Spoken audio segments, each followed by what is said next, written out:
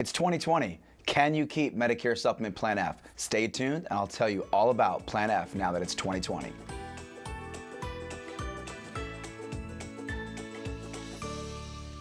Hi, my name is Robert Bache, MedicareBob. I own Senior Healthcare Direct, and we help people nationwide with their Medicare coverage. You can follow me on Facebook, YouTube, and I have a podcast that's on Apple Music and Spotify. So I'm going to talk about in this video people that have Plan F, can they keep it? And then also, should they keep it? So the reality is, if you have Medicare Supplement Plan F, you can keep it. You do not have to change your plan.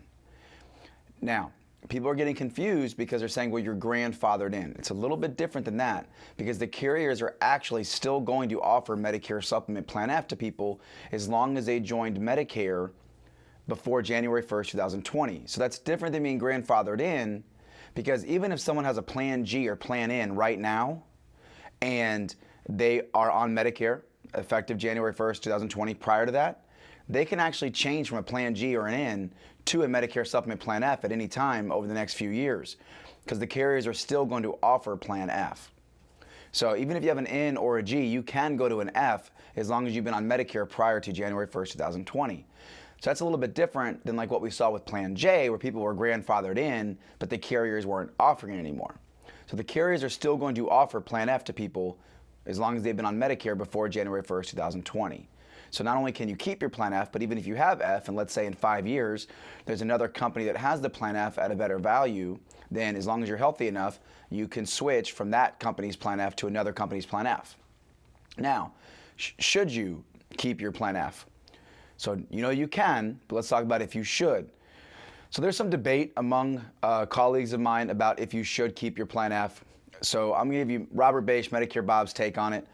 I would recommend that you get rid of Plan F and go to a Plan G or a Plan N while you're healthy enough.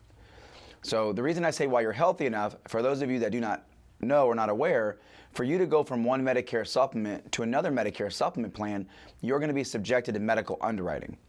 Now, it's not like life insurance where someone has to come to your house and you have to do a physical or give blood work or anything like that. But in order to switch your supplement plan, you are going to complete an application, and part of that application is going to be about 20 health questions, and the insurance company is going to also pull a list of your medications to make a determination if they want to accept you into their new supplement plan. So that's why I'm saying if you're healthy enough now, I would transition off the F and go get a G or an N, because if you have the Plan F now, and let's say in 3 or 4 years, the rates increase quite a bit, then, and at that moment you're like, you know what, now I'll take Bob's advice and go to G or N. Well, you don't know over the next few years what your health's going to be like. So if something happens, like you get diabetes or you have a heart attack or a stroke, or you get COPD or something like that, that's going to stop you from being able to switch to a G or an N, and therefore you're going to be stuck in the Plan F. Now, I say stuck in the Plan F because I believe that the rates on Plan F are going to increase substantially more than the G and the N for a few reasons. The first reason is the Part B deductible is increased in 2020, and it's going to continue increasing. So the first reason is the Part B deductible, I think, is going to continue to increase. But what does that mean if you have a Plan F compared to you have a G or an N? Well, if you have the Plan F, think about it this way. If, let's say you're a carrier, and I don't want to name any carriers because they're, I'm just saying, let's say you are a carrier and you have 1 million people on Plan F, and you have 1 million people on Plan G and 1 million people on Plan N. Well, we know that Plan F pays the Part B deductible. Well, if that Part B deductible increases, let's say just $20 for the year, and you're that carrier, well, the cost to insure those 1 million people on Plan F, what just happened? The cost to insure those 1 million people, what? It just increased by $20 per person, which is $20 million. So who do you think is going to pay for that? Not the carrier. The carrier is going to increase all the Plan F premiums to compensate for the Part B deductible increasing by $20, which we kind of saw that from 2019, 2020. So I think you're going to see a larger increase in 2020 because the Part B deductible did increase. And I think over the next 5, 10, 15 years, the Part B deductible is going to continue to increase, because otherwise, why would they have gotten rid of or closed Plan F or G to new people, or F or C to new people?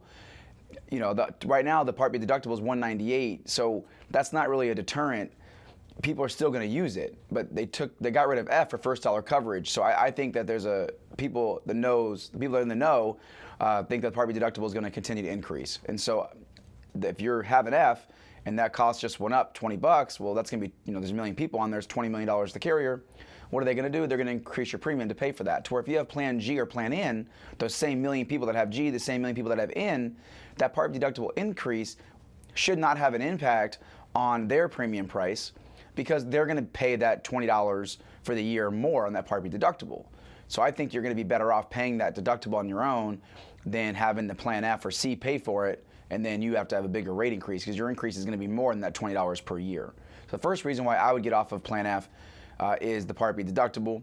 The second reason, again, I kind of touched base on earlier, is just your health. If you're healthy now, you may not be healthy in 5 years, so I would do it now.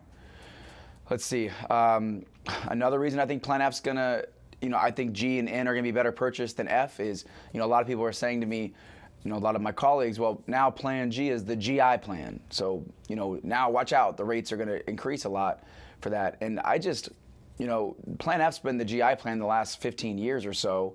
And if you looked at the best price F and the best price G, oftentimes they were only $300 to $400 apart for the whole year. So F being that GI plan, I don't, that wasn't a huge reason. I don't think that's going to have a huge impact on Plan G's rates in the short term, especially if you consider the fact that right now, we're just now in 2020, so somebody would have to be a GI in January, February, March, April, May to get the G. So right now, older people, Plan F's still the GI plan for them. So I don't think even my colleagues understand that. So let me help explain. If you've been on Medicare prior to January 1st, 2020, G is not that GI plan for them. F is. F is still the GI plan for those people, the older people on Medicare. So over the next 10 years, if somebody loses their coverage or has a GI guaranteed issue opportunity, the majority of the older people are still going to be getting into Plan F as a GI, to where the G plan, you're talking, even if someone would have to be literally, we're going to have to be 2 or 3 years from now, and even then the youngest GI that's going to be joining a G plan is 68 years old, which is still going to have lower claims than a lot of 75, 80, 85-year-old people that are going to be in that Plan F as a GI. So I don't think it's going to have a huge impact on G's pricing. I think F is still going to have increases because it's still the GI plan for people that have been on Medicare, which is the older people, which gets me to my next point. The third reason is it's just going to be an older group of people. And statistically speaking, a 75-year-old has higher claims than a 65-year-old. It's just stats. It's just facts. So in 10 years from now, just 10 years, the youngest person that's going to be on a Plan F is going to be 75 years old. Your Plan G and Plan N are still going to be having 65-year-olds joining the plans. So plus to go from an F to a G and an N right now, it's going to be super selective because the people that are coming off of F are going to have to medically qualify. So my third reason is rate stability. I just really believe G and N are going to be your more stable plans than F. Now, if you're looking for the most stable rate stability, and a lot of my colleagues on YouTube and in the industry, are starting to pitch Plan N a lot. I am very not against Plan N. Plan N is a good plan. I have nothing against Plan N. We do offer it. But Plan N, everyone's like, well, only so-and-so percentage of doctors charge Part B excess charges. So Plan N, for those of you who don't know, Plan N has 4 out-of-pocket costs. It has the Part B deductible, which is $198. It has an up to $20 copay, for a doctor visit, up to $50 for ER, and it doesn't pay the Part B excess charge. So those are the 4 out-of-pocket costs. And Plan N is not a bad plan. The premium is going to be lower than a G or an F because there's more cost sharing. So just like with any other insurance, if you have more cost sharing, your premium is going to be lower because the insurance company, you're paying some of the stuff that they would normally pay. So they're going to, you don't have to pay as much. And Plan N is, because of that, you should have a healthier group of people because if someone's willing to have the copays and the Part B excess charges, they're probably not someone who's using it a whole lot. So, I'm not against Plan N, but when I'm looking right now in the marketplace, G is still within about $15 to $16 per month of Plan N. So for me and my money, I would just go with the Plan G for 2020 still. I still think it's going to be a stable rate increase as much as Plan N. Now, I will tell you, I've talked to the carriers. I think we're going to see record increases on all the Medigap plans this year.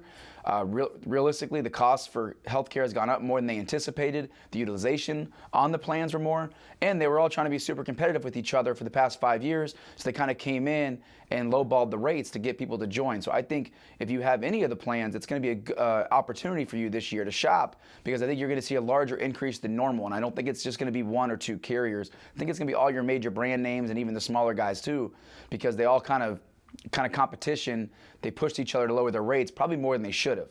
So there were some benefits for you guys over the last few years because you had lower rates, but now that we're finding out they might have been artificially low than what the carriers can take, so we might see some increases.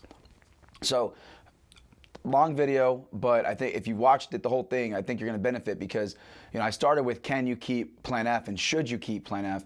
And now you know you can keep Plan F. Anybody who turns 65 before January 1st, 2020 can keep Plan F. And even if you have a G or an N and you've been on Medicare prior to this year, you can go to a Plan F if it benefits you, if that's what you want to do. But should you keep it? I don't think so. I think if you're healthy enough to go from an F right now to a G or an N, I would absolutely do that. That is what I'm recommending. Get off of the F. I don't think it's going to be a stable plan outlook for the next 10, 15, 20 years. I would strongly recommend getting onto the G or the N plan. I'm not against Plan N. I like Plan N, but I'm still recommending Plan G right now. I would still help you with Plan N if that's what you would like.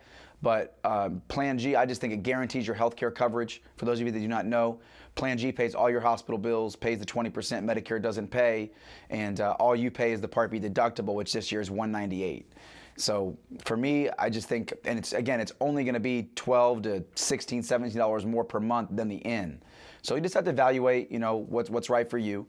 Plan N is never a bad choice. Plan G and N are both great choices for 2020. If it was me, I would go with the G plan. So if you have any questions, please share this video, by the way, on Facebook, on YouTube. Please tell it to your friends. Even if they don't work with Senior Healthcare Direct MedicareBob's office, that's fine. Obviously, I'd love to earn your business. We do a great job for our clients. We do annual reviews, Part D reviews. We offer Advantage and Medicare Sup, so we're not biased. Over 100,000 followers on Facebook, A+ rated. Google us, we're everywhere. But just share this video just for the fact of people don't know this. Not even agents and brokers are truly explaining this correctly. So I just think it's like a public service announcement to everybody, so everybody can just really understand what's happening with the Plan F and the G and the N. And if you have any questions, you can call my office. We don't have to sell you to help you. So feel free to give us a call. The phone number is listed in the video. I do encourage you to follow us on all of our platforms, and I'll keep you up to date with everything Medicare.